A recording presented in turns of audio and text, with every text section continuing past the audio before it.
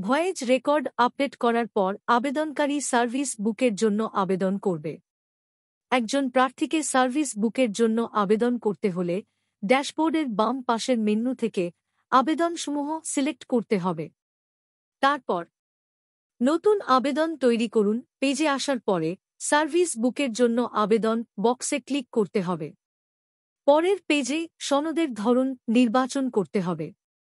আবেদনকারীকে সনদের ধরনের dropdown select করে তা থেকে সার্ভিস বুক সিলেক্ট করতে হবে।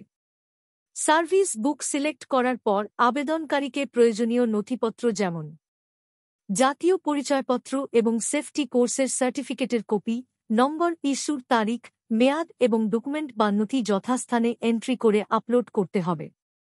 প্রয়োজনীয় সব ফাইল আপলোড করলে স্বয়ংক্রিয়ভাবে পরবর্তী বাটনটি অ্যাক্টিভ হবে।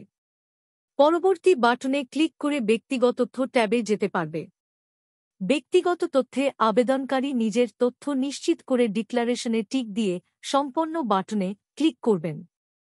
এর মাধ্যমে সার্ভিস বুকের আবেদনটি সফলভাবে সম্পন্ন করা হল। সফলভাবে আবেদন করার পর আবেদনকারী ড্যাশবোর্ডে গেলে তার আবেদনটির স্ট্যাটাস, চলমান অবস্থা ও ফলাফল দেখতে পারবে। সার্ভিস বুক পেতে হলে আবেদনকারীকে অবশ্যই চক্ষু পরীক্ষা দিতে হবে। এজন্য তাকে চক্ষু পরীক্ষার জন্য ফি দিতে হবে। এর জন্য আবেদনসমূহ টেবিলের সার্ভিস বুক আবেদনের সর্বরানে বিস্তারিত বাটনে ক্লিক করতে হবে। বিস্তারিত পেজে গেলে আবেদনকারী তার জমা দেওয়া ডকুমেন্টগুলো এবং তার ভয়েজ রেকর্ড দেখতে পারবে।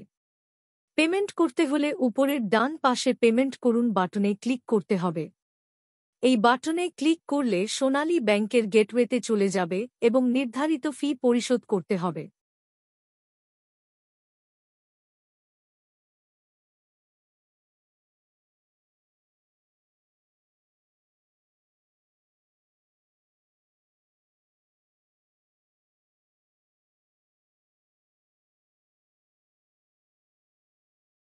ট্রানজ্যাকশনটি সফল হলে আবেদনকারী আবার ড্যাশবোর্ডে ফেরত আসবে।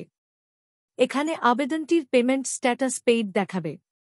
এরপর আবেদনকারীর ডকুমেন্ট যাচাইয়ের পর সরাসরি পরীক্ষকের কাছে চলে যাবে চক্ষু পরীক্ষা দেওয়ার জন্য।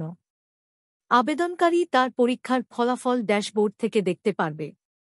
আবেদনকারী চক্ষু পরীক্ষায় পাশ করলে প্রার্থী ড্যাশবোর্ড থেকে আবেদনের স্ট্যাটাস, সনদের জন্য অপেক্ষমান দেখতে পারবে। আবেদনকারী চাইলে তার আবেদনের বিস্তারিত পেজের একদম নিচের চ্যাটবক্সে পরীক্ষক, প্রধান পরীক্ষক প্রমুখের দ্বারা করা কমেন্ট দেখতে পারবে।